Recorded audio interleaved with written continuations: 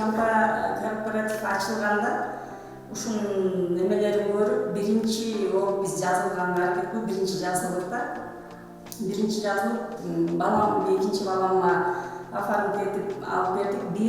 бир ай 10 күн алдык да биринчи болгондочу. Биринчи үйгө канча акча төлөп канча алынат дейт да. Биз $30,000 үйгө жазылдык, $8,600 төлөдүк биринчи очередке турдук. Мына бир ай 10 күн алдык да үйдүчү. Квартираны киргизип койдук, 15 өзүн өзү төлөп атат алчы. Анан буну кызыма деп $22,000 очередке турдук, 9-чу очеред болдум. $465,000 акча төлөдүк биринчи. Ошо очередке турганыбызга.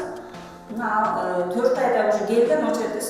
Карантинге байланыштуу 6 ай дегенде алдык ушуйду.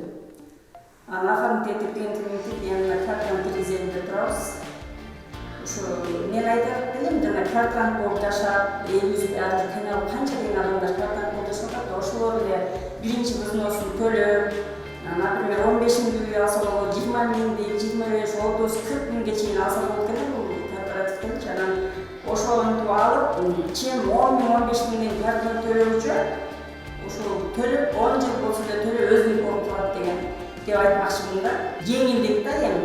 Жөн эле учуп кетип атпайбы, 10 миң квартира отурса деле 10 жыл отура, 5 жыл отура, акча жөн эле учуп кетип аткан болуп саналат да, менин оюмча да. Ушу айтат элем, ушу келечек компаниясындагыларга чоң ыраазычылык билдирip кетет.